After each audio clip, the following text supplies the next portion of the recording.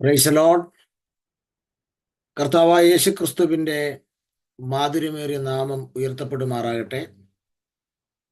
ഇന്ന് പ്രഭാതത്തിൽ ഈ സൂം മീറ്റിംഗിൽ കടന്നു വന്ന വിവിധ വിഷയങ്ങൾക്കായി പ്രാർത്ഥിക്കുകയും ദൈവവചന ധ്യാനത്തിൽ പങ്കെടുക്കുകയും ചെയ്യുന്ന എല്ലാ പ്രിയപ്പെട്ടവർക്കും, ആത്മീക പ്രബുദ്ധരായ എല്ലാ കർത്തൃദാസന്മാർ, ദൈവമക്കൾ എല്ലാവർക്കുമുള്ള ക്രിസ്തീയ പ്രഭാത വന്ദനങ്ങൾ വിനീതമായി അറിയിക്കുന്നു. നിങ്ങളെല്ലാവരും ആയിരിക്കുന്ന ഇടങ്ങളിൽ ശുഭമായിരിക്കുന്നു എന്ന് വിശ്വസിക്കുന്നു. പ്രാർത്ഥനയിൽ തമ്മിൽ വഹിപ്പാൻ കർത്താവ് നമ്മെ കൃപ നൽകട്ടെ. നമ്മൾ ഇന്ന് രാവിലെ മുതൽ ദൈവവചന പഠനവുമായി ബന്ധപ്പെട്ടൊരു പുതിയ വിഷയത്തിലേക്ക് പ്രവേശിക്കുകയാണ്. കർത്താവിൻ്റെ വചനം ശ്രവിപ്പാൻ പ്രതീക്ഷയോടെ ആയിരിക്കാം. ഇതിൻ്റെ തുടർച്ചയായി നാളെയും നാളെ കഴിഞ്ഞൊക്കെ ഉണ്ടാകും.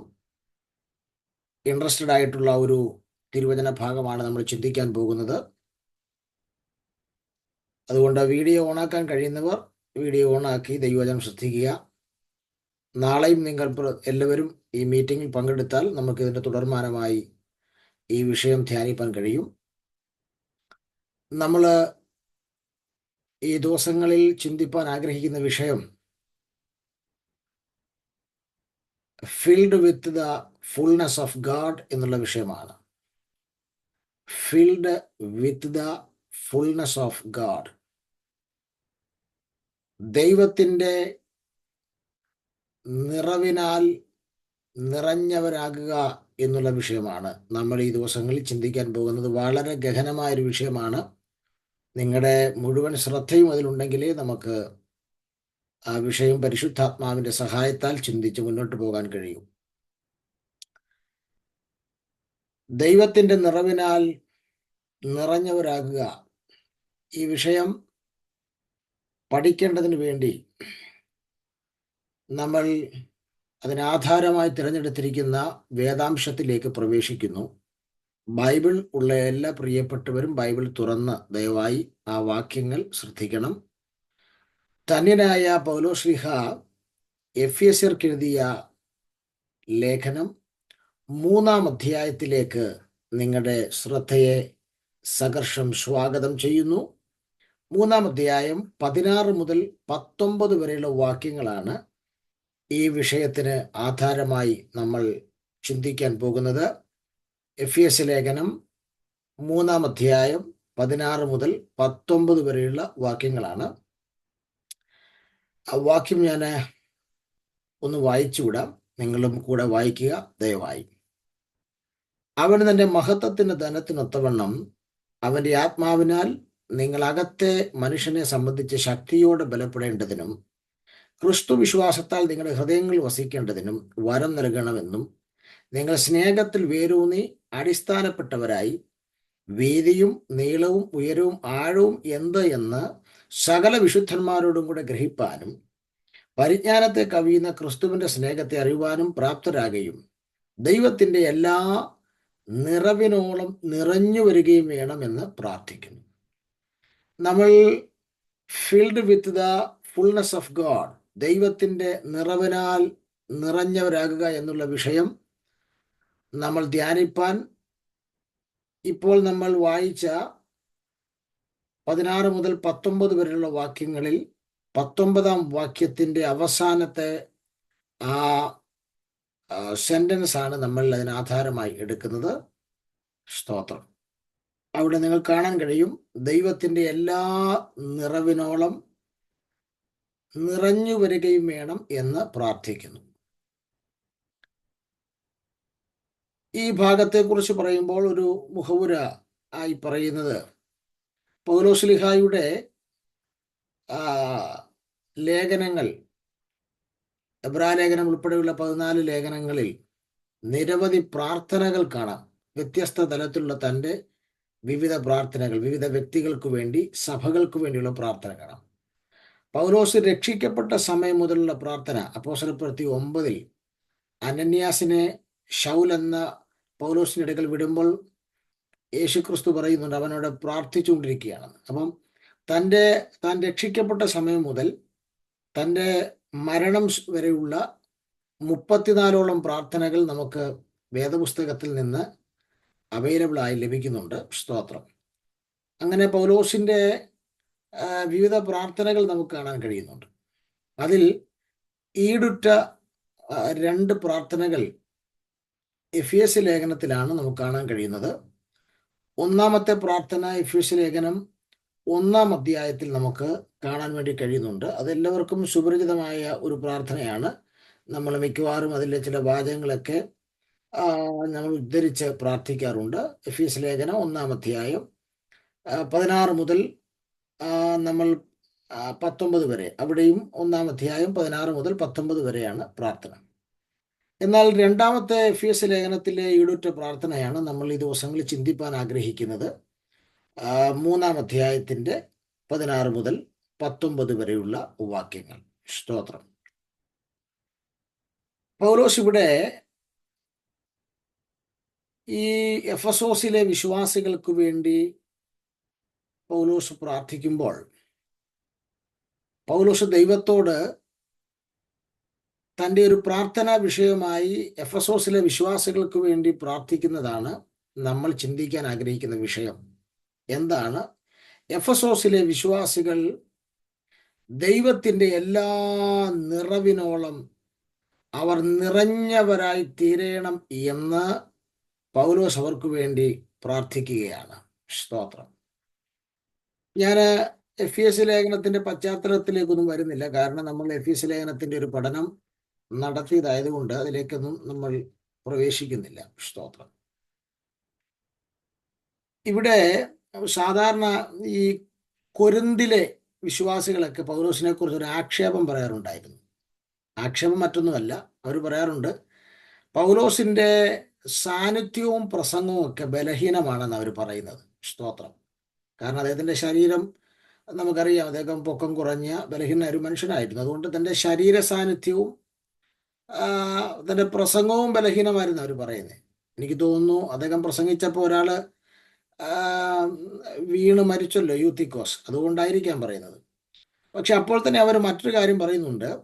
ശരീര സാന്നിധ്യവും പ്രസംഗവും ബലഹീനമാണെങ്കിലും അദ്ദേഹത്തിൻ്റെ എഴുത്തുകൾ, ലേഖനങ്ങൾ ഈടുറ്റതും ഘനമായവയുമാണെന്നാണ് കൊരിന്തിലെ വിശ്വാസികൾ പറയുന്നത്. സ്തോത്രം. അങ്ങനെ പൗലോസിന്റെ ലേഖനങ്ങളിൽ നിരവധി ലേഖനങ്ങളായി ചിതറിക്കിടക്കുന്ന ഒത്തിരി പ്രാർത്ഥനകൾ നമുക്ക് കാണാം. ഈടുറ്റ ഘനമുള്ള ഒത്തിരി പ്രാർത്ഥനകൾ. നമ്മൾ ആ പ്രാർത്ഥനകളെല്ലാം കൂടെ വിവിധ ലേഖനങ്ങളിൽ നിന്നായി എടുത്ത് വിഷയങ്ങളുടെ ക്രമീകരണം അനുസരിച്ച് ഒന്ന് അടുക്കി വെച്ചാൽ, സ്തോത്രം, ആ പ്രാർത്ഥനകളിൽ ഏറ്റവും മുൻപന്തിയിൽ നിൽക്കേണ്ട പ്രാർത്ഥനയാണ് നമ്മൾ ഇന്ന് ചിന്തിക്കാൻ പോകുന്ന ഈ പ്രാർത്ഥന. സ്തോത്രം. അതിനകത്തെ ഏറ്റവും ഗൗരവമുള്ള വിഷയമാണ് നമ്മൾ ചിന്തിക്കുന്നത്. സ്തോത്രം. പൗലോസ് എഫെസോസിലെ വിശ്വാസികൾക്ക് വേണ്ടി പ്രാർത്ഥിക്കുകയാണ്. ദൈവമേ, എഫെസോസിലെ വിശ്വാസികൾ ദൈവത്തിൻ്റെ എല്ലാ നിറവിനോളം അവർ നിറഞ്ഞു വരേണം എന്ന് ഞാൻ അവർക്ക് വേണ്ടി പ്രാർത്ഥിക്കുന്നു. സ്തോത്രം. ഇവിടെ നമ്മൾ ശ്രദ്ധിക്കേണ്ട ഒരു പദപ്രയോഗമുണ്ട്. ആ പദപ്രയോഗം ദൈവത്തിൻ്റെ എല്ലാ നിറവ് എന്നുള്ള പദപ്രയോഗമാണ്. ഇമോർട്ടൽ കോമയ്ക്കകത്ത് ആ വാക്ക് എഴുതിയിടേണ്ടത് അത്യാവശ്യമാണ്. ശ്രദ്ധിക്കേണ്ട ഒരു പദപ്രയോഗമാണ്. ദൈവത്തിൻ്റെ എല്ലാ നിറവ്. സ്തോത്രം. എന്താണ് ദൈവത്തിൻ്റെ എല്ലാ നിറവെന്ന് പറയുന്നത്? സ്തോത്രം. അല്ലെങ്കിൽ ദൈവത്തിൻ്റെ നിറവ് എന്താണ്? സ്തോത്രം. ഒറ്റ വാക്കിൽ അതിന് ഒരു ഉത്തരം കണ്ടെത്തുവാൻ പോകുകയാണെങ്കിൽ നമുക്കിങ്ങനെ പറയാം: ദൈവത്തെ എന്താണോ നിറയ്ക്കുന്നത് അതാണ് ദൈവത്തിൻ്റെ നിറവ്. സ്തോത്രം. എന്താണ് ദൈവത്തിൻ്റെ നിറവെന്ന് ചോദിച്ചാൽ, ദൈവത്തെ എന്താണോ നിറയ്ക്കുന്നത് അതാണ് ദൈവത്തിൻ്റെ നിറവ്. സ്തോത്രം. നമുക്ക് പ്രാരംഭമായ ഒരു മുഖവര എന്നുള്ള രീതിയിൽ ഈ ദൈവത്തിൻ്റെ നിറവ് എന്താണെന്ന് മനസ്സിലാക്കിയാലേ നമുക്ക് അടുത്ത പടിയിലേക്ക് പോകാൻ പറ്റുള്ളൂ. സ്തോത്രം. അതുകൊണ്ട് നമുക്ക് എന്താണ് ദൈവത്തിൻ്റെ നിറവ് എന്നുള്ളതാണ് നമ്മൾ മുഖവരയായി ചിന്തിക്കുന്നത്. സ്തോത്രം. അപ്പോൾ എന്താണ് ദൈവത്തിന്റെ നിറവ്? ഞാൻ പറഞ്ഞല്ലോ, ദൈവത്തെ എന്താണോ നിറയ്ക്കുന്നത് അതാണ് ദൈവത്തിന്റെ നിറവ്. അങ്ങനെയാണെങ്കിൽ നമുക്ക് മറ്റൊരു ചോദ്യം വരും, എന്താണ് ദൈവത്തെ നിറയ്ക്കുന്നത്? സ്തോത്രം. എന്താണ് ദൈവത്തെ നിറയ്ക്കുന്നത്? സ്തോത്രം. ദൈവം ആത്മാവാകുന്നു. അവൻ ദൈവത്തെ എന്തെങ്കിലും കൊണ്ട് നിറയ്ക്കാൻ കഴിയുമോ? നിശ്ചയമായും. അതുകൊണ്ടാണല്ലോ ദൈവത്തിന്റെ നിറവ് എന്ന് വന്നത്. അപ്പോൾ ദൈവത്തിന്റെ നിറവ് എന്ന് പറയുന്നത്, ദൈവത്തെ എന്താണോ നിറയ്ക്കുന്നത് അതാണ് ദൈവത്തിന്റെ നിറവ്. അങ്ങനെയെങ്കിൽ എന്താണ് ദൈവത്തെ നിറയ്ക്കുന്നത്? സ്തോത്രം. എന്താണ് ദൈവത്തെ നിറയ്ക്കുന്നത്? സ്തോത്രം. അതിനെക്കുറിച്ച് നമുക്ക് വിശുദ്ധ വേദപുസ്തകം വായിക്കുമ്പോൾ മനസ്സിലാക്കുന്നത്, ദൈവത്തെ നിറയ്ക്കുന്നത് അവന്റെ ഗുണലക്ഷണങ്ങളാണ്. ദൈവത്തെ നിറയ്ക്കുന്നത് അവന്റെ ഗുണലക്ഷണങ്ങളാണ്. ഇംഗ്ലീഷിൽ പറഞ്ഞാൽ ആട്രിബ്യൂട്ട്സ്. അവന്റെ ആട്രിബ്യൂട്ട്സ് ആണ് ദൈവത്തെ നിറയ്ക്കുന്നത്. അപ്പോൾ ദൈവത്തെ നിറയ്ക്കുന്നത് എന്താണോ അതാണ് ദൈവത്തിന്റെ നിറവെങ്കിൽ, സ്തോത്രം, ദൈവത്തെ നിറയ്ക്കുന്നത് നിശ്ചയമായും ദൈവത്തിന്റെ ഗുണലക്ഷണങ്ങൾ തന്നെയാണ്. സ്തോത്രം. അപ്പോൾ ദൈവത്തിന്റെ ഗുണലക്ഷണങ്ങളെ കോമൺ ആയി വിളിക്കുന്ന പേരാണ് ദൈവത്തിന്റെ നിറവ് എന്ന പേര്. സ്തോത്രം. നമുക്ക് ഈ ഭാഗം ഒന്ന് മനസ്സിലാക്കിയെടുക്കാൻ ചില വാക്യങ്ങളുടെ സഹായം അത്യാവശ്യമാണ്. എപ്പോഴും നമ്മൾ അങ്ങനെയാണല്ലോ സഞ്ചരിക്കുന്നത്. കൊലോസ് ലേഖനത്തിലേക്ക് വരാം. നിങ്ങൾ എൻ്റെ കൂടെ സൂക്ഷ്മമായി ആ ഭാഗം ശ്രദ്ധിക്കണം. കാരണം ലേഖനങ്ങളുടെ പഠനമാകുമ്പോൾ അല്പം ടഫാണെങ്കിൽ നമ്മൾ എന്നും പാല് കുടിച്ചു കിടന്ന പോരല്ലോ, കട്ടിയായ ആഹാരങ്ങളും കൂടെയൊക്കെ നമ്മൾ ശ്രദ്ധിക്കണമല്ലോ. കൊലോസ് ലേഖനം 2-ാം അധ്യായത്തിന്റെ 9-ാം വാക്യം ശ്രദ്ധിച്ച്. 2-ാം അധ്യായത്തിന്റെ 9-ാം വാക്യം, യേശുക്രിസ്തുവിനെ കുറിച്ചുള്ള ഒരു പരാമർശം. അവനിലല്ലോ ദൈവത്തിന്റെ സർവ സമ്പൂർണതയും ദേഹരൂപമായി വസിക്കുന്നത്. അവനിലല്ലോ, ആരിലാണ്? യേശുക്രിസ്തുവിലല്ലോ ദൈവത്തിന്റെ സർവ സമ്പൂർണതയും ദേഹരൂപമായി വസിക്കുന്നത്. അവിടെ സർവസമ്പൂർണത എന്നാണ് മലയാളത്തിൽ. ഇംഗ്ലീഷിൽ എന്താ വന്നിരിക്കുന്നത് നോക്കി. ഇംഗ്ലീഷ് കൊടുത്തിരിക്കുന്നത് for in him dwelleth all the fullness of the godhead bodily എന്നാണ് കൊടുത്തിരിക്കുന്നത്. അവിടെയും ഫുൾനെസ് എന്നാണ് വന്നിരിക്കുന്നത്. സ്തോത്രം. നിറവ് എന്ന അർത്ഥത്തിലാണ് വന്നിരിക്കുന്നത്. സ്തോത്രം. അപ്പോൾ ഒരു കാര്യം നമുക്ക് അവിടെ നിന്ന് വ്യക്തമായി മനസ്സിലാക്കാം. ദൈവത്തിന്റെ സർവസമ്പൂർണത. എന്താണ് ദൈവത്തിന്റെ സർവസമ്പൂർണത? അതവന്റെ നിറവാണ്. സ്തോത്രം. എന്താണ് ദൈവത്തിന്റെ സർവസമ്പൂർണത എന്ന് പറഞ്ഞാൽ? അതവന്റെ നിറവാണ്. സ്തോത്രം.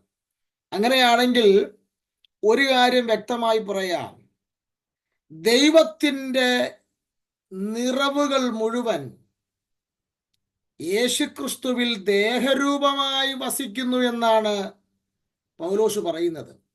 അപ്പൊ ഞാൻ മുമ്പേ പറഞ്ഞു എന്താണ് നിറവെന്ന്. അങ്ങനെയെങ്കിൽ നമുക്ക് ഒന്നുകൂടെ പറയാം, ദൈവത്തിന്റെ സകല ഗുണസവിശേഷതകളും യേശുക്രിസ്തുവിൽ ദേഹരൂപമായി വസിക്കുന്നു. ഇതിനപ്പുറം വല്ലതും വേണോ യേശുക്രിസ്തുവിന്റെ ദൈവത്വം തെളിയിക്കാൻ? മനസ്സിലായില്ലേ? ദൈവത്തിൽ എന്തെല്ലാം ഗുണസവിശേഷതകളുണ്ടോ, ദൈവത്തിൽ എന്തെല്ലാം നിറവുകളുണ്ടോ, ആ ദൈവത്തിന്റെ മുഴുവൻ ഗുണസവിശേഷതകളും ദേഹരൂപമായി വസിക്കുന്ന ഒറ്റയൊരാളെ ഭൂമിയിലുള്ളൂ. അവന്റെ പേരാണ് നാം ആരാധിക്കുന്ന കർത്താവായ യേശുക്രിസ്തു. സ്തോത്രം. അങ്ങനെയാണെങ്കിൽ വളരെ വ്യക്തമായിട്ട് ഈ ഭാഗത്തുനിന്ന് ചില ആശയങ്ങളിലൂടെ മുൻപോട്ട് പോയാൽ നമുക്ക് ആനന്ദിപ്പാനുള്ള ഒത്തിരി വകയുണ്ട്. സ്തോത്രം. അപ്പോൾ നമ്മുടെ കർത്താവായ യേശുക്രിസ്തു ഈ ഭൂമിയിൽ ദേഹരൂപത്തിൽ മനുഷ്യനായി പാർത്ത സമയത്ത് യേശുക്രിസ്തു തൻ്റെ ജീവിതം കൊണ്ട് ലോകത്തെ തെളിയിച്ചു. ദൈവത്തിൻ്റെ എല്ലാ ഗുണസവിശേഷതകളും തന്നിലുണ്ടെന്ന് 33.5 വർഷത്തെ ദേഹരൂപത്തിലുള്ള ജീവിതം കൊണ്ട് താൻ തെളിയിച്ചയാളാണ്. സ്തോത്രം.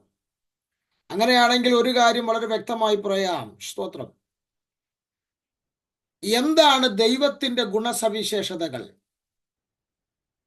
എനിക്കത് കംപ്ലീറ്റ് ചെയ്യാൻ പറ്റില്ല, കാരണം എക്സെട്ര ആയിട്ട് പറയാനേ പറ്റുള്ളൂ. എന്താണ് ദൈവത്തിൻ്റെ ഗുണസവിശേഷതകൾ? സ്നേഹം ദൈവത്തിൻ്റെ ഗുണസവിശേഷതയാണ്. ദീർഘക്ഷമ ദൈവത്തിൻ്റെ ഗുണസവിശേഷതയാണ്. വിശുദ്ധി ദൈവത്തിൻ്റെ ഗുണസവിശേഷതയാണ്. സ്തോത്രം. കൂടാതെ അവൻ്റെ സർവജ്ഞാനിത്വം അവൻ്റെ ഗുണസവിശേഷതയാണ്. അവൻ്റെ സർവശക്തിത്വം അവൻ്റെ ഗുണസവിശേഷതയാണ്. അവൻ്റെ സർവവ്യാപിത്വം അവൻ്റെ ഗുണസവിശേഷതയാണ്. അവൻ്റെ മനസ്സലിവ് അവൻ്റെ ഗുണസവിശേഷതയാണ്. അവൻ്റെ കൃപാലു, അവൻ്റെ കരുണ, ഇതെല്ലാം ദൈവത്തിൻ്റെ ഗുണസവിശേഷതകളിൽ പെടുന്നതാണ്. എക്സെട്ര. എനിക്ക് പറഞ്ഞ് പൂർത്തീകരിക്കാൻ വാക്കുകളില്ല. തിരുവെഴുത്ത് പഠിച്ചാൽ ദൈവത്തിൻ്റെ എണ്ണിത്തീരാൻ കഴിയാത്ത നിരവധി ഗുണസവിശേഷതകൾ കാണാൻ കഴിയും. സ്തോത്രം.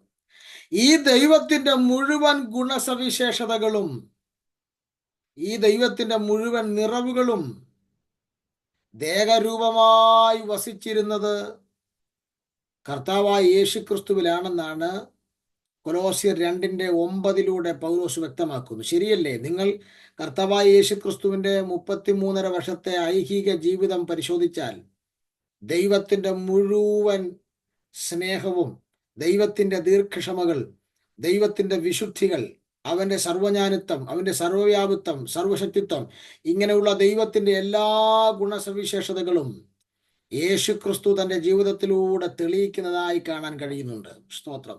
അങ്ങനെയാണെങ്കിൽ ഒരു കാര്യം വളരെ വ്യക്തമായി പറയാം. ദൈവത്തിൻ്റെ ആ ഗുണസവിശേഷതകളുടെ ഒരു സമ്പൂർണത മുഴുവൻ യേശുക്രിസ്തുവിലുണ്ട് എന്നുള്ളത് യേശുക്രിസ്തുവിൻ്റെ ദൈവത്വത്തിൻ്റെ ആ മാറ്റു വർദ്ധിപ്പിക്കുന്നു എന്നുള്ളതിൽ തർക്കമില്ല. സ്തോത്രം. അപ്പോൾ മറ്റൊരു കാര്യം കൂടെ ഈ കൊലോസ്യർ 2:9 മറ്റൊരു കാര്യം കൂടെ ഉറപ്പിക്കാം. എന്താ? പുത്രൻ പിതാവിന് സമനാണെന്ന് ഈ വാക്യം വ്യക്തമാക്കുന്നു. സ്തോത്രം. പുത്രൻ പിതാവിന് സമനാണെന്ന് ഈ വാക്യം വ്യക്തമാക്കുന്നു. അതുകൊണ്ടാണ് ദൈവത്തിൻ്റെ എല്ലാ നിറവും ക്രിസ്തുവിലുണ്ട് എന്ന് വ്യക്തമാക്കുന്നത്. അപ്പോൾ എഫെസ്യ ലേഖനം 5-ാം അധ്യായത്തിലേക്ക് വരുമ്പോൾ, എഫെസ്യ ലേഖനം 3-ാം അധ്യായത്തിലേക്ക് വരുമ്പോൾ 3-ാം അധ്യായത്തിൻ്റെ 19-ാമത്തെ വാക്യത്തിൽ പൗലോസ് പ്രാർത്ഥിക്കുകയാണ്. എല്ലാ വിശ്വാസികളും ദൈവത്തിൻ്റെ എല്ലാ നിറവിനോളം നിറഞ്ഞു വരണം. എല്ലാ വിശ്വാസികളും ദൈവത്തിൻ്റെ എല്ലാ നിറവിനോളം നിറഞ്ഞു വരണം. സ്തോത്രം. അപ്പൊ എന്താണ് അതിന്റെ അർത്ഥം? ഒറ്റ അർത്ഥമേ ഉള്ളൂ. യേശുക്രിസ്തുവിലുള്ള ഗുണലക്ഷണങ്ങൾ വിശ്വാസികളിൽ നിറവായി വെളിപ്പെട്ടു വരണം. സ്തോത്രം. അവിടെ ഒരു പ്രശ്നം കൂടെ ഉണ്ട്. സ്തോത്രം. ദൈവത്തിൻ്റെ എല്ലാ നിറവും സൃഷ്ടിയായ ഒരു മനുഷ്യന് ഒരിക്കലും പ്രാപിക്കാൻ കഴിയില്ല. കാരണം മനുഷ്യൻ എന്തുണ്ട്? പരിമിതിയുണ്ട്. സ്തോത്രം. ഇപ്പോൾ എക്സാമ്പിൾ പറഞ്ഞാൽ, ദൈവത്തിൻ്റെ സർവശക്തിത്വം, ദൈവത്തിൻ്റെ സർവജ്ഞാനിത്വം, ദൈവത്തിൻ്റെ സർവവ്യാപിത്വം, ഇതൊന്നും മനുഷ്യന്, ഈ ദൈവത്തിൻ്റെ ഗുണലക്ഷണങ്ങളൊന്നും മനുഷ്യന് എന്ത് ചെയ്യാൻ കഴിയില്ല? പ്രാപിക്കാൻ കഴിയില്ല. ഈ ഗുണലക്ഷണങ്ങളൊന്നും മനുഷ്യന് അതിൽ നിറയുവാൻ കഴിയില്ല. സ്തോത്രം. പിന്നെ അങ്ങനെയുള്ള ഗുണലക്ഷണങ്ങളൊന്നും മനുഷ്യന്, ദൈവത്തിൻ്റെ ഈ ഗുണലക്ഷണങ്ങളൊന്നും ആർജിച്ചെടുക്കാൻ കഴിയില്ല. പിന്നെ ആർജിച്ചെടുക്കാൻ കഴിയുന്ന ഗുണലക്ഷണങ്ങളുണ്ട്. ഏതാണ്? സ്നേഹം, ദീർഘക്ഷമ, വിശുദ്ധി, സമാധാനം. സ്തോത്രം. ഇങ്ങനെ യേശുക്രിസ്തുവിൻ്റെ ആർജിച്ചെടുക്കാൻ കഴിയുന്ന ചില ഗുണസവിശേഷതകൾ സൃഷ്ടി എന്ന രീതിയിൽ, രക്ഷിക്കപ്പെട്ട ഒരു വിശ്വാസി എന്ന രീതിയിൽ നമുക്ക് ദൈവത്തിൽ നിന്ന്, യേശുക്രിസ്തുവിൽ നിന്ന് ആർജിച്ചെടുത്ത് ആ ഗുണസവിശേഷതകളിൽ നിറയുവാൻ കഴിയുന്ന ചില ഗുണസവിശേഷതകളുണ്ട്. ആ ഗുണസവിശേഷതകളിൽ നാം നിറയണം എന്നാണ് പൗലോസ് എഫെസോസിലെ വിശ്വാസികൾക്ക് വേണ്ടി പ്രാർത്ഥിക്കുന്നത്. ദൈവത്തിന്റെ എല്ലാ നിറവിനോളം ഈ വിശ്വാസികളൊന്ന് നിറഞ്ഞു വരണം എന്ന് പറഞ്ഞാൽ, യേശുക്രിസ്തുവിലുള്ള ദൈവത്തിന്റെ എല്ലാ ഗുണലക്ഷണങ്ങളിലും, ആർജിക്കാൻ കഴിയുന്ന എല്ലാ ഗുണലക്ഷണങ്ങളിലും വിശ്വാസ സമൂഹം, ഞാനും നിങ്ങളും നിറഞ്ഞു വരണമെന്നുള്ളതാണ് പൗലോസിന്റെ പ്രാർത്ഥനയിലെ പ്രധാനപ്പെട്ട വിഷയമായി നമുക്ക് കാണാൻ കഴിയുന്നത്. സ്തോത്രം. അങ്ങനെയാണെങ്കിൽ ഒരു കാര്യം വളരെ വ്യക്തമായി ഞാൻ പറയാം. സ്തോത്രം. ഇവിടെ ദൈവത്തിന്റെ എല്ലാ നിറവിലും വിശ്വാസികൾ നിറഞ്ഞു വരണം എന്ന് പറയുമ്പോൾ, സ്തോത്രം, അതിന് മറ്റൊരർത്ഥം കൂടെ നമുക്ക് തിരുവെഴുത്തിൽ നിന്ന് കാണാൻ കഴിയും. സ്തോത്രം. മറ്റൊരർത്ഥം കൂടെ നമുക്ക് തിരുവെഴുത്തിൽ നിന്ന് കാണാൻ കഴിയും. സ്തോത്രം. അതെന്താന്ന് കൂടെ നമുക്ക് ഒന്ന് നോക്കാം. സ്തോത്രം. റോമാലേഖനത്തിലേക്ക് നമ്മൾ വരുമ്പോൾ, റോമാലേഖനത്തിൽ 8-ാം അധ്യായത്തിന്റെ 29-ാമത്തെ വാക്യത്തിലേക്ക് വരുമ്പോൾ ഇതിനെ മറ്റൊരർത്ഥത്തിൽ നമുക്ക് ചിന്തിക്കാൻ കഴിയും. റോമാലേഖനം 8-ാം അധ്യായം 29-ാമത്തെ വാക്യത്തിൽ അവിടെ പൗലോസ് റോമിലെ വിശ്വാസികളുമായി ബന്ധപ്പെട്ടും താൻ ആഗ്രഹിക്കുന്ന കാര്യം ഈ സെയിം കാര്യമാണ്. സ്തോത്രം. ഏതാ? അവരും ദൈവത്തിന്റെ എല്ലാ നിറവിനോളം നിറഞ്ഞു വരണം, അല്ലെങ്കിൽ ദൈവത്തിന്റെ ആർജിക്കാൻ കഴിയുന്ന ഗുണസവിശേഷതകളിൽ അവർ നിറഞ്ഞു വരണം എന്നുള്ളത് തന്നെയാണ് പൗലോസ് ആഗ്രഹിക്കുന്നത്. അത് മറ്റൊരു ഭാഷയിൽ പൗലോസ് ഇവിടെ പറയുന്നു. എങ്ങനെയാ പറയുന്നത്? 8-ാം അധ്യായത്തിന്റെ, സ്തോത്രം, 29-ാം വാക്യം, അവൻ മുന്നറിഞ്ഞവരെ തൻ്റെ പുത്രൻ അനേകം സഹോദരന്മാരിൽ ആദ്യജാതൻ ആകേണ്ടതിന്. അടുത്ത പദം വളരെ ഇമ്പോർട്ടൻ്റ് ആണ്. എന്താണ്? അവന്റെ സ്വരൂപത്തോട് അനുരൂപരാകുവാൻ മുൻ നിയമിച്ചിരിക്കുന്നു. അപ്പോൾ ഒറ്റ വാക്കിൽ പറഞ്ഞാൽ, ദൈവത്തിന്റെ ഗുണസവിശേഷതകളിൽ, ആർജിക്കാൻ കഴിയുന്ന ഗുണസവിശേഷതകളിൽ എല്ലാ വിശ്വാസികളും അത് നിറഞ്ഞവരാകണമെന്ന് പറഞ്ഞാൽ, ഒറ്റ വാക്കിൽ പറഞ്ഞാൽ, പുത്രന്റെ സ്വരൂപത്തോട് നാം എന്താകണം? അനുരൂപരായി തീരണം എന്നുള്ളതാണ്. സ്തോത്രം. ഇതാണ് നമ്മെ വീണ്ടെടുത്തത് കൊണ്ട് ദൈവം ആഗ്രഹിച്ച പ്രധാന കാര്യം. നമ്മെ പാപത്തിൽ നിന്ന് വീണ്ടെടുത്തത് കൊണ്ട് ദൈവം ആഗ്രഹിച്ച ഏറ്റവും പ്രധാനപ്പെട്ട കാര്യം ഇതാണ്: തൻ്റെ പുത്രന്റെ സ്വരൂപത്തോട് നാം അനുരൂപരായി തീരണം. സ്തോത്രം. അങ്ങനെയാണെങ്കിൽ എന്താണ് ദൈവത്തിന്റെ എല്ലാ നിറവും? അത് ദൈവത്തിന്റെ ഗുണസവിശേഷതകളാണ്. സ്തോത്രം. അത് പുത്രനോട് അനുരൂപപ്പെടുന്നതാണ്. സ്തോത്രം. ഇനി അത് മാത്രമല്ല, നമുക്ക് വീണ്ടും തിരുവെഴുത്ത് വായിച്ചാൽ 1 യോഹന്നാന്റെ ലേഖനം 3-ാം അധ്യായത്തിന്റെ 2-ാം വാക്യത്തിലേക്ക് വരുമ്പോൾ അവിടെ ഒരു ഭാവി പ്രത്യാശയെക്കുറിച്ച് പറയുന്നുണ്ട്. 1 യോഹന്നാൻ 3:2. സ്തോത്രം. പ്രിയമുള്ളവരെ, നാം ഇപ്പോൾ ദൈവമക്കളാകുന്നു, നാം ഇന്നത് ആകും എന്ന് ഇതുവരെ പ്രത്യക്ഷമായില്ല. അടുത്ത ഭാഗം ശ്രദ്ധിച്ചോ.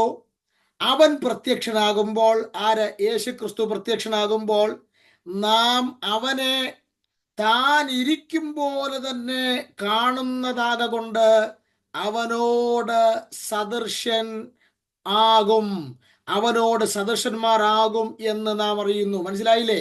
കർത്താവായ യേശുക്രിസ്തു ഈ ഭൂമിയിലേക്ക് വരുമ്പോൾ യേശുക്രിസ്തുവിനെ നാം കാണുന്നത് അത് ഈ ഭൂമിയെ കണ്ടതുപോലല്ല. കർത്താവിന്റെ തനി മഹത്വത്തോടുകൂടെ നാം കർത്താവിനെ കാണാൻ പോകുകയാണ്. അങ്ങനെ കാണണമെങ്കിൽ നാം എന്ത് ചെയ്യണം? അവനെ പോലെ സദൃശന്മാരാകണം. സ്തോത്രം. അത് തന്നെയാ പറഞ്ഞത്, തൻ്റെ പുത്രന്റെ സ്വരൂപത്തോട് അനുരൂപപ്പെടുക എന്നും അവന്റെ ഗുണസവിശേഷതകളിൽ നിറഞ്ഞു വരിക എന്നൊക്കെയുള്ളതിന്റെ അർത്ഥം ഇതാ. പക്ഷെ ഈ വാക്യം ഭാവിയിൽ വെളിപ്പെടാൻ പോകുന്ന ഒരു പ്രത്യാശയെക്കുറിച്ചാണ്. പക്ഷേ ഭാവിയിൽ വെളിപ്പെടാൻ പോകുന്ന ആ പ്രത്യാശയെക്കുറിച്ച് പറയുമ്പോൾ പൗലോസ് ലീഗ ഇപ്പോൾ തന്നെ പറയുകയാണ്, ദൈവമേ, ഈ വിശ്വാസി സമൂഹം ഈ എഫെസോസിലെ വിശ്വാസികൾ, ഞാൻ അവർക്ക് വേണ്ടി 3 വർഷം അധ്വാനിച്ചതാണ്, ഞാൻ അവർക്ക് വേണ്ടി കഷ്ടപ്പെട്ടതാണ്. ഈ വിശ്വാസികളെല്ലാവരും ദൈവത്തിൻ്റെ ആർജിക്കാൻ കഴിയുന്ന ഗുണസവിശേഷതകൾക്കകത്ത്, അവൻ്റെ എല്ലാ നിറവിനകത്ത്, അവൻ്റെ ആ സർവ സമ്പൂർണതയ്ക്കകത്ത്, അവൻ്റെ പുത്രനോട് അനുരൂപമാകുന്നതിനകത്ത്, അവനോട് സദൃശന്മാരായി തീരുന്നതിനകത്ത് ഇവരെല്ലാവരും നിറഞ്ഞു വരണമെന്ന് ഞാൻ ആഗ്രഹിക്കുകയാണ്. പ്രിയരെ, നിങ്ങൾ പ്രവചിച്ചോ എന്നുള്ളതല്ല ദൈവത്തിൻ്റെ ചോദ്യം, നിങ്ങൾ ദൂത് പറയുന്നു എന്നുള്ളതല്ല ദൈവത്തിൻ്റെ ചോദ്യം, നിങ്ങൾ എത്ര മണിക്കൂർ പ്രസംഗിക്കും, മാരത്തവൻ പ്രസംഗിക്കുവോ, ഇതല്ല ദൈവത്തിൻ്റെ ചോദ്യം. നിങ്ങളിൽ ദൈവത്തിൻ്റെ ഗുണസവിശേഷതകളിൽ നിങ്ങൾ നിറഞ്ഞിട്ടുണ്ടോ? നിങ്ങൾ അവൻ്റെ പുത്രൻ്റെ സ്വരൂപത്തോട് അനുരൂപരായിട്ടുണ്ടോ?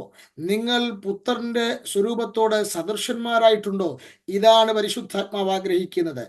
ഇതിൽ നിങ്ങൾ നിറഞ്ഞു വരണമെന്നുള്ളതാണ് ദൈവാത്മാവ് നമ്മെക്കുറിച്ച് ആഗ്രഹിക്കുന്ന പ്രധാനപ്പെട്ട കാര്യം. സ്തോത്രം. അങ്ങനെയാണെങ്കിൽ ഇനി ഞാൻ നിങ്ങളോട് ഒരു കാര്യം കൂടെ പറഞ്ഞ് ഞാൻ ഇന്നത്തെ ക്ലാസ് വൈൻഡപ്പ് ചെയ്യും. സ്തോത്രം. ഈ പൗലോസ് പറയുന്ന എഫെസ്യ ലേഖനം 3-ാം അധ്യായത്തിൻ്റെ 19-ാം വാക്യത്തിൽ പറയുന്ന ഈ വിഷയം അത്ര സിമ്പിൾ വിഷയമാണെന്ന് ചിന്തിക്കരുത്. ഞാൻ എന്താണ് ദൈവത്തിൻ്റെ നിറവ് എന്നുള്ളതിനെക്കുറിച്ച് ഒരു മുഖവര പറഞ്ഞതേ ഉള്ളൂ. എന്നാലേ നിങ്ങൾക്ക് അടുത്ത കാര്യങ്ങൾ പറഞ്ഞാൽ മനസ്സിലാകത്തുള്ളൂ. നിങ്ങൾക്ക് മനസ്സിലായി എന്ന് ചിന്തിക്കുന്നു. സ്തോത്രം. ഓക്കെ, ഇവിടെ 3-ാം അധ്യായം 19-ാം വാക്യത്തിൽ പൗലോസ് പറയുകയാണ്, ദൈവത്തിൻ്റെ എല്ലാ നിറവിനോളം നിറഞ്ഞു വരികയും വേണമെന്ന് പ്രാർത്ഥിക്കുന്നു. നിങ്ങളിവിടെ പരിശോധിച്ചാൽ പൗലോസ് ഇവർക്ക് വേണ്ടി പ്രാർത്ഥിക്കുന്നത് മുട്ടുകുത്തിയാണ് പ്രാർത്ഥിക്കുന്നത്.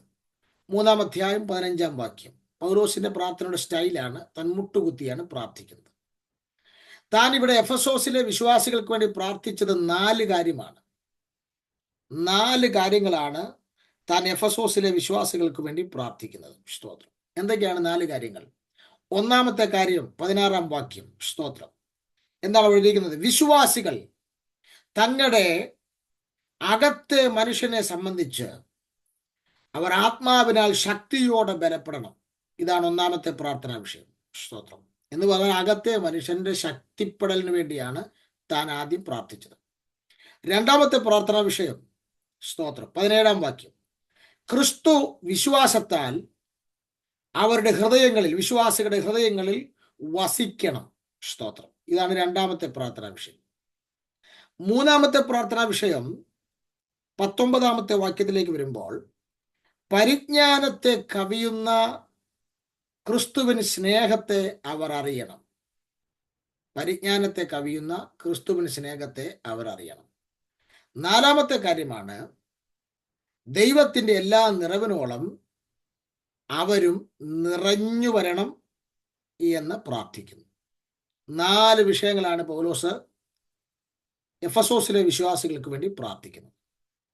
സ്തോത്രം. എന്ന് പറഞ്ഞാൽ 1, ശക്തിപ്പെടണം. 2, ക്രിസ്തു ഹൃദയങ്ങളിൽ വിശ്വാസത്താൽ വസിക്കണം. 3, അതേ ക്രിസ്തുവിൻ്റെ സ്നേഹത്തെ അവർ അറിയണം. 4, ദൈവത്തിൻ്റെ എല്ലാ നിറവിനോളം അവർ നിറഞ്ഞു വരണം. സ്തോത്രം. ഈ 4 കാര്യങ്ങൾ, ഞാൻ ഈ 4 വിഷയങ്ങളൊന്ന് വായിച്ചു നോക്കിയപ്പോൾ എനിക്ക് മനസ്സിലായ ഒരു കാര്യം പറയാം. സ്തോത്രം. ഇവിടെ ഈ 4-ാമത്തെ കാര്യമാണല്ലോ നമ്മൾ ഫോക്കസ് ചെയ്യുന്നത്. എന്താ? ദൈവത്തിൻ്റെ എല്ലാ നിറവിനോളം നാം നിറഞ്ഞു വരണം. പക്ഷെ ഒരു പ്രോബ്ലം ഉണ്ട്. ഈ 4-ാമത്തെ കാര്യത്തിലോട്ട് നാം വരണമെങ്കിൽ ആദ്യത്തെ 3 കാര്യത്തിൽ നാം ജയം പ്രാപിക്കണം. അതിനെ കണക്ട് ചെയ്ത 4-ാമത്തെ കാര്യം കിടക്കുന്നത്. എന്ന് പറഞ്ഞാൽ, 1-ാമത്തെ പ്രാർത്ഥനാ വിഷയത്തിൽ നിന്ന് 2-ാമത്തെ പ്രാർത്ഥനാ വിഷയത്തിലേക്കും, 2-ാമത്തെ പ്രാർത്ഥനാ വിഷയത്തിൽ നിന്ന് 3-ാമത്തെ പ്രാർത്ഥനാ വിഷയത്തിലേക്കും, 3-ാമത്തെ പ്രാർത്ഥനാ വിഷയത്തിൽ നിന്ന് 4-ാമത്തെ പ്രാർത്ഥനാ വിഷയത്തിലേക്കും, ഇത് പ്രോഗ്രസീവ് ആയിട്ടൊരു പുരോഗമനത്തിലൂടെ വന്നാണ് ഫൈനലി നാം ദൈവത്തിൻ്റെ എല്ലാ നിറവിനോളം നിറയുന്നത്. അല്ലാതെ നാളെ ഇന്ന് പ്രസംഗം കേട്ടു ഇന്ന് മുതൽ ദൈവത്തിൻ്റെ ഗുണത്തിൽ ജീവിക്കാന്ന് പറഞ്ഞാൽ കുഞ്ഞെ നടക്കത്തില്ല. കാരണം നീ ജീവിക്കുന്ന ലോകം പാപമംഗലമായ ലോകമാണ്. 2, നിന്നിൽ മനുഷ്യ പ്രകൃതിയുണ്ട്. ഒരിക്കലും ദൈവത്തിൻ്റെ ഗുണസവിശേഷതകൾ ജീവിക്കാൻ വളരെ പാടാണ്. അങ്ങനെ നിനക്ക് ആ ദൈവത്തിൻ്റെ ആ എല്ലാ നിറവിലും നീ നിറഞ്ഞു വരണമെങ്കിൽ ആദ്യത്തെ 3 കാര്യങ്ങളെ കണക്ട് ചെയ്താൽ മാത്രമേ നമുക്ക് ദൈവത്തിന്റെ നിറവിലേക്ക് വരാൻ കഴിയൂ. സ്തോത്രം. അവന്റെ എല്ലാ നിറവിലേക്ക് നാം നിറഞ്ഞു വരാൻ കഴിയും. സ്തോത്രം. അപ്പോൾ നിങ്ങൾ ഇത് ഇംഗ്ലീഷ് ബൈബിളിൽ വായിച്ചാൽ, നിങ്ങൾ ഈ ഭാഗം, ഈ പ്രാർത്ഥന ഇംഗ്ലീഷ് ബൈബിളിൽ വായിച്ചാൽ, സ്തോത്രം, കൂടെ കൂടെ നിങ്ങൾ ഇപ്പൊ ഇരുന്ന് വായിക്കേണ്ട, ഇത് കഴിയുമ്പോൾ വായിച്ചാൽ മതി. ഈ 16 മുതൽ 19 വരെയുള്ള വാക്യങ്ങൾ വായിച്ചാൽ കൂടെ കൂടെ ദാറ്റ് എന്ന ഒരു ഇംഗ്ലീഷ് പദം ഉപയോഗിക്കുന്നുണ്ട്. ദാറ്റ് എന്ന ഇംഗ്ലീഷ് പദം കൂടെ കൂടെ ഇവിടെ ഉപയോഗിക്കുന്നുണ്ട്. അത് ഉപയോഗിക്കുന്നത് എന്തിനാണെന്നറിയാൻ ഞാൻ ആ ഭാഗം ഒന്ന് വായിച്ചു നോക്കി. സ്തോത്രം. നിങ്ങൾ 16-ാം വാക്യം നോക്കി, തുടങ്ങുന്നത് തന്നെ that he would grant you എന്ന് പറഞ്ഞ ഒന്നാമത്തെ പ്രാർത്ഥനാ വിഷയം തുടങ്ങുന്നത്.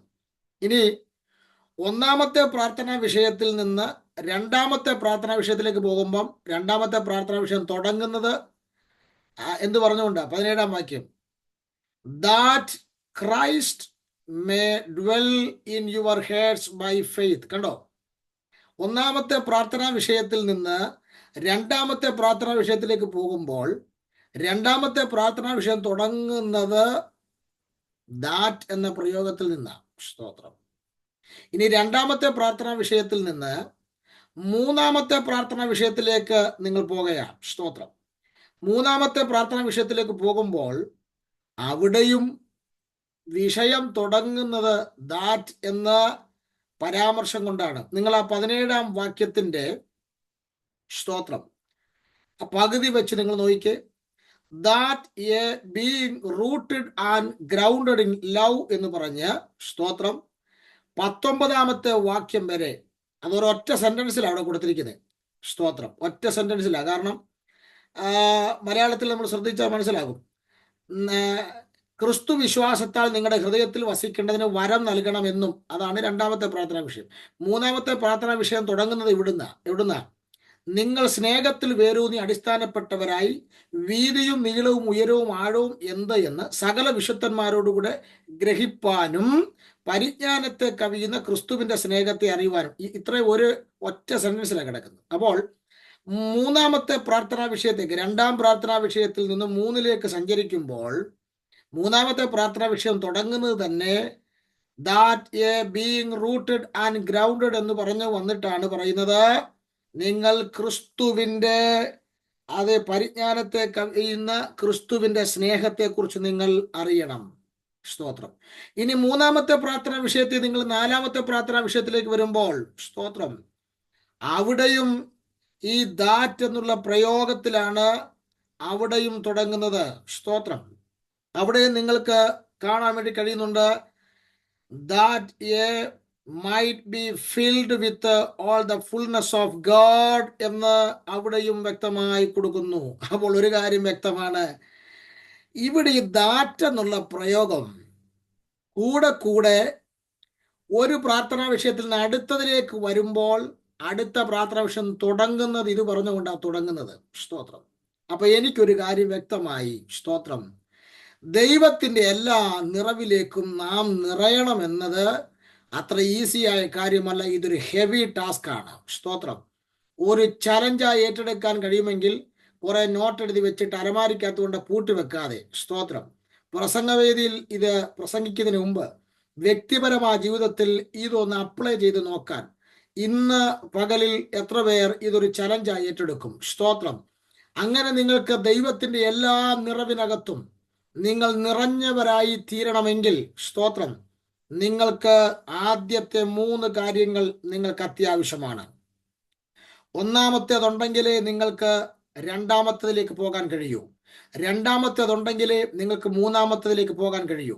മൂന്നാമത്തേതുണ്ടെങ്കിലേ നിങ്ങൾക്ക് 4-ാമത്തേതിലേക്ക് പോകാൻ കഴിയൂ. സ്തോത്രം. അങ്ങനെയെങ്കിൽ ഒരു കാര്യം ഞാൻ പറയാം. 4-ാമത്തെ കാര്യമായ ദൈവത്തിന്റെ നിറവിലേക്ക്, ക്രിസ്തുവിനോട് അനുരൂപരാകണമെങ്കിൽ നമുക്ക് അത്യാവശ്യം 3 കാര്യങ്ങൾ വേണം. സ്തോത്രം. ക്രിസ്തുവിന്റെ എല്ലാ നിറവും നമുക്കുണ്ടാകണമെങ്കിൽ നമ്മുടെ അകത്തെ മനുഷ്യൻ ശക്തിപ്പെടണം. അത് ക്രിസ്തുവിന്റെ എല്ലാ സമ്പൂർണതയും നമ്മിലേക്ക് ആർജിക്കാൻ കഴിയുന്ന സമ്പൂർണതകളിൽ നാം നിറയണമെങ്കിൽ നാം നമ്മുടെ ഹൃദയത്തിൽ ക്രിസ്തു വസിക്കണം. സ്തോത്രം. നോക്കുക, ക്രിസ്തുവിൻ്റെ എല്ലാ ആർജിക്കാൻ കഴിയാവുന്ന നിറവുകളും നമ്മിൽ വെളിപ്പെട്ടു വരണമെങ്കിൽ, നാം അതിൽ നിറയണമെങ്കിൽ, നാം അവൻ്റെ സ്നേഹത്തെ അറിയണം. പരിജ്ഞാനത്തെ കവിയുന്ന അവൻ്റെ സ്നേഹത്തെ അറിയണം. സ്തോത്രം. അങ്ങനെയെങ്കിൽ ഈ ആദ്യത്തെ 3 പെറ്റീഷനുകൾ, ആദ്യത്തെ 3 പ്രാർത്ഥനാ വിഷയങ്ങൾ നാം നമ്മുടെ ജീവിതത്തിൽ അന്വർത്ഥമാക്കിയാൽ മാത്രമേ നമുക്ക് 4മത്തതിലേക്ക് വരാൻ കഴിയൂ. ഏതാണ്? ദൈവത്തിൻ്റെ എല്ലാ നിറവിലും നാം നിറഞ്ഞവരായി തീരാൻ കഴിയൂ. സ്തോത്രം. അങ്ങനെയാണെങ്കിൽ നമ്മൾ ഇനി തുടർന്ന് ചിന്തിക്കാൻ വേണ്ടി പോകുന്നത്, സ്തോത്രം, ദൈവത്തിൻ്റെ എല്ലാ നിറവിലേക്കും വരാനുള്ള ആദ്യത്തെ പടിയായ നമ്മുടെ അകത്തെ മനുഷ്യൻ ആത്മാവിനാൽ ശക്തിയോടെ ബലപ്പെടുക എന്നുള്ള വിഷയമാണ് നമ്മൾ ചിന്തിക്കാൻ പോകുന്നത്. വളരെ ഗൗരവമുള്ളൊരു വിഷയമാണ്. സ്തോത്രം. ഞാൻ പറഞ്ഞില്ലേ, നിങ്ങളോട് പറഞ്ഞില്ലേ, സ്തോത്രം, 4മത്തെ കാര്യം ജീവിതത്തിൽ വെളിപ്പെടണമെങ്കിൽ അതിന് വെച്ചിരിക്കുന്ന കണ്ടീഷൻസുകളാണ് ആദ്യത്തെ 3 പ്രാർത്ഥനാ വിഷയങ്ങൾ. സ്തോത്രം. അങ്ങനെയെങ്കിൽ നമുക്ക് ഒരു എടുത്തുചാട്ടത്തിലൂടെ ദൈവത്തിൻ്റെ എല്ലാ നിറവും ഗുണസവിശേഷതകളും ആർജിക്കാൻ, ദൈവത്തിൻ്റെ സകല സമ്പൂർണതകളും ആർജിക്കാൻ, അല്ല ദൈവത്തിൻ്റെ ആ പുത്രനോട് അനുരൂപപ്പെടുവാൻ, സദൃശനാകാൻ പെട്ടെന്നൊരു എടുത്തുചാട്ടത്തിലൂടെ കഴിയില്ല. അതിനുള്ള കണ്ടീഷൻസുകളാണ് ആദ്യത്തെ 3 പ്രാർത്ഥനാ വിഷയങ്ങൾ. അത് നാം ചിന്തിച്ചിട്ട് നമ്മൾ ഫൈനലി നമ്മുടെ സന്ദേശത്തിൻ്റെ അവസാന സമയങ്ങളിൽ 4മത്തെ പ്രാർത്ഥനാ വിഷയത്തിലേക്ക് വരും. അതുകൊണ്ട് നമ്മൾ ചിന്തിക്കാൻ പോകുന്ന വിഷയം ഹെഡിങ് ആയിട്ട് നമുക്ക് എഴുതിയിടാം. നമുക്ക് ആ വിഷയം നാളെ നമ്മൾ ചിന്തിക്കാൻ തുടങ്ങും. വളരെ എക്സൈറ്റഡ് ആയിട്ടുള്ളൊരു വിഷയമാണ്. ഞാൻ അതിൻ്റെ പണിപ്പുരയിലാണ് ഇപ്പോൾ. ദൈവമക്കൾ പ്രാർത്ഥനയോടെ ഇരിക്കുക. നാളെ നമ്മളത് ചിന്തിക്കാൻ തുടങ്ങും.